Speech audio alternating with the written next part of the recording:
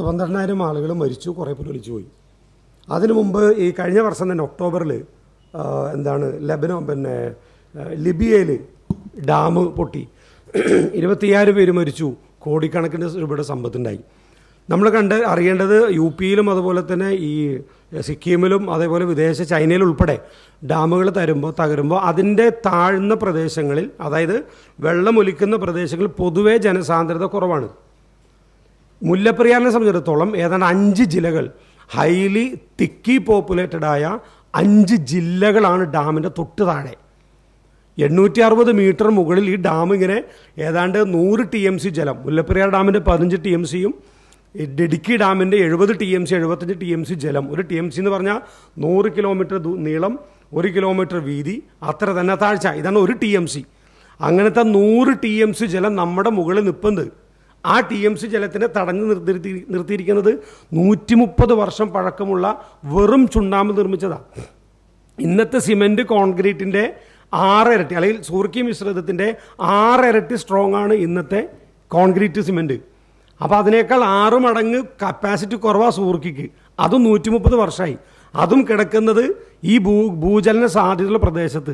ചലനം 2.78 തുടങ്ങി ഇപ്പോൾ ഏതാണ്ട് 3.62 മറ്റോ എത്തി നിൽക്കുകയാണ്. എന്ന് പറഞ്ഞാൽ ഓരോ സൈക്കിൾ വരുന്തോറും ഭൂചലന സാധ്യതയുടെ റിക്ടർ സ്കെയിലിലെ അളവ് കൂടി വരുന്നു എന്നർത്ഥം. എന്തായിരിക്കും അവസ്ഥ?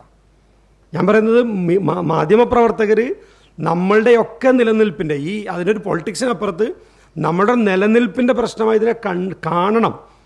അതിനകത്ത് പല രാഷ്ട്രീയങ്ങൾ അപ്പുറപ്പുറം ഉണ്ടാകും. പക്ഷേ നമ്മളുടെ തലമുറ ചെളിമണ്ണിൽ പൂഴ്ന്നു പോകാതിരിക്കണമെങ്കിൽ, തലമുറയല്ല നമ്മളുൾപ്പെടെ, ഏത് നിമിഷവും സംഭവിക്കാം.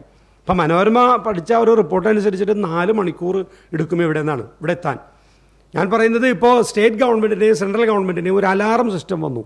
അതായത് ഏതോ ഒരു കേന്ദ്രത്തിൽ, ഉത്തരവാദിത്തപ്പെട്ട കേന്ദ്രത്തിൽ നിന്ന് ബട്ടൺ അടിച്ചാൽ എല്ലാ പൗരന്മാരുടെയും മൊബൈലിൽ ഒരു പ്രത്യേക തരത്തിൽ സൈറൻ മുഴക്കും. ഇതൊക്കെ നിലനിന്നാൽ പോലും ഡാമിനൊരു മിന്നൽ വീണു എന്ന സെക്കൻഡിൽ നിങ്ങളുൾപ്പെടെ ഇത് ഞങ്ങളെ അറിയിക്കും. മാധ്യമപ്രവർത്തക, ഡാം പൊട്ടി.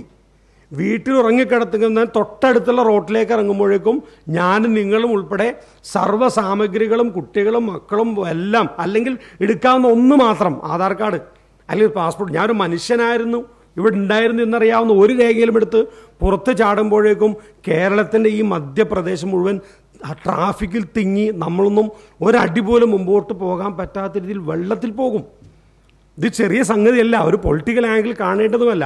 നമ്മൾ മുഴുവൻ നശിച്ചു പോകാൻ പറ്റാവുന്ന മാത്രമായ ഒരു വലിയ ജലബോധം. സുപ്രീം കോടതി ചോദിച്ചെന്താ? സെൻട്രൽ ഗവൺമെൻറ്റും കേരള സ്റ്റേറ്റും തമിഴ്നാട് ഗവൺമെൻറ്റും ഈ ജലബോംബിനിൽ കീഴകിടന്ന് ഉറങ്ങുകയാണ് സുപ്രീം കോടതി ചോദിച്ചു. അത്ര ഗൗരവമുള്ളൊരു വിഷയത്തിൻ്റെ മുമ്പിൽ നമ്മൾ അത് ആ അർത്ഥത്തിൽ ടേക്കപ്പ് ചെയ്യണ്ടേ?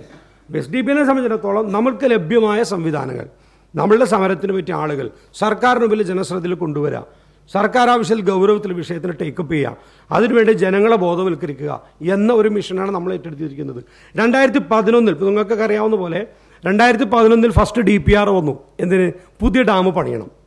2011 ഇന്ന് 24 11 DPR വന്നു. 600 കോടി രൂപ ഗവൺമെൻറ് പ്ലാൻ ചെയ്തു, പക്ഷെ നടന്നില്ല.